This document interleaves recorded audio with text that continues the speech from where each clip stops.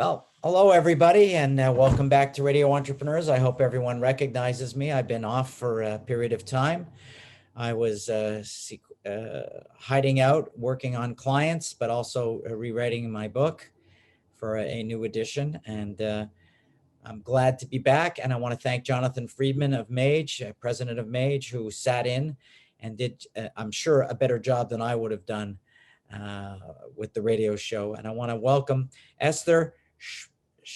I want to make sure I get this right. Shpitalnik. Yep. Sorry, a little Shpitalnik. slow on the take, but I got it.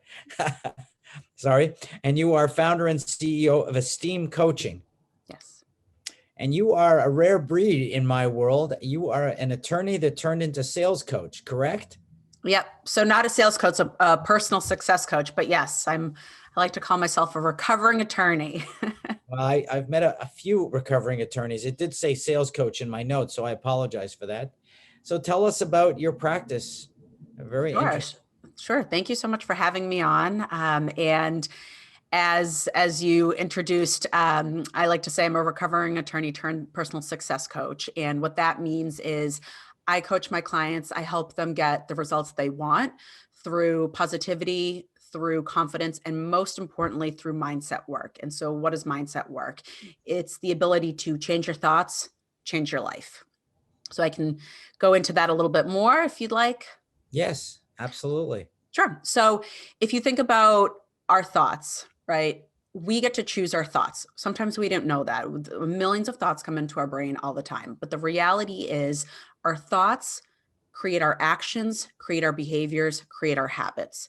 And so how do we change our habits? Well, we have to do it intentionally. We have to intentionally disrupt our habits. And so how do we do that? Well, we start by recognizing the thought that has created this habit. Okay. And you might ask, well, Esther, how do you even recognize a thought?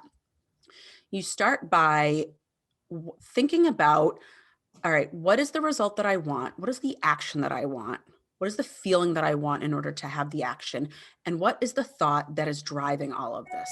It's actually a cascade, right? We have a thought that creates a feeling. Maybe the thought is, my business is never going to get off the ground because what will people think of me?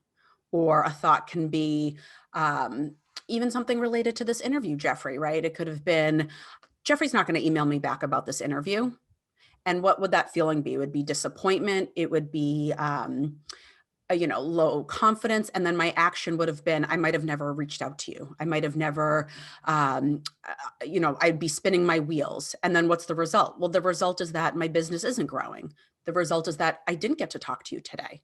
But if we get to choose our thought, if I chose the thought to say, I'm going to have a great interview with Jeffrey this morning, and the feeling was confidence, the action was reaching out, setting up this call, getting ready for it, preparing. And what's the result?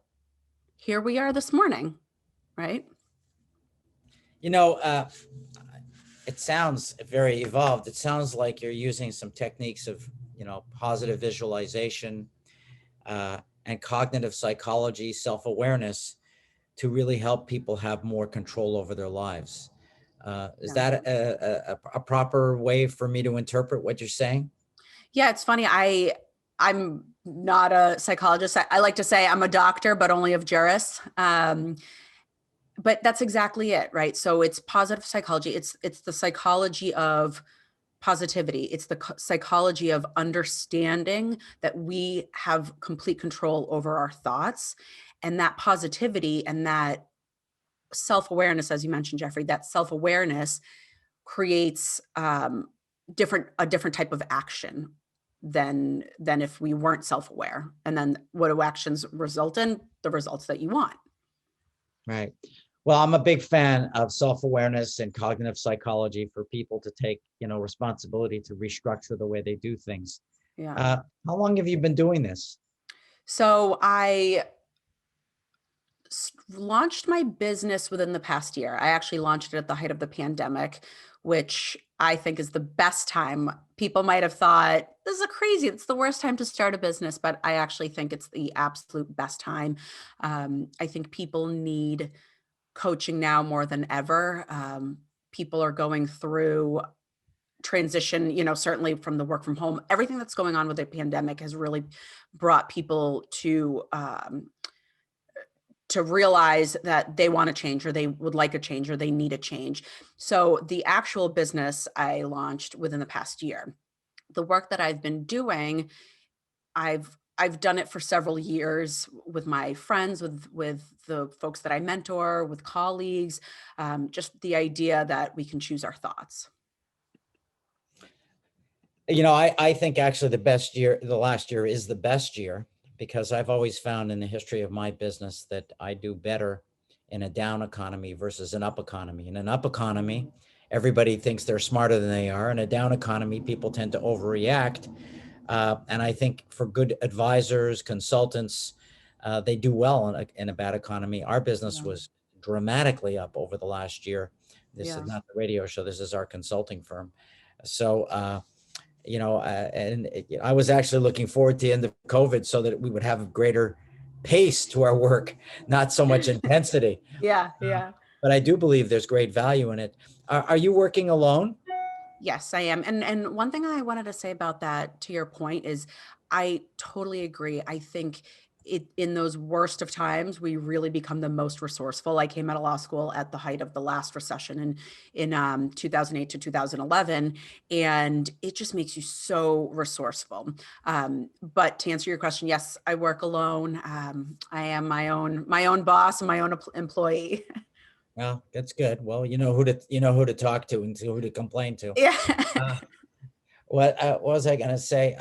Now you did practice law for a few years. Yeah. Could you tell us a little bit about what area of the law you practiced, and maybe why you left the law? What was it Yeah. that happened? Yeah, absolutely. So I practiced mainly in Manhattan. I always worked in-house, and I practiced sports and entertainment and IP law, intellectual property. I did a lot of work initially I worked at a sports agency. So I did a lot of sponsorship, name, image, and likeness, licensing, that kind of world. And then again, when I moved back to the Boston area, which I'm originally from, I did work, I practiced again in-house at a software licensing company.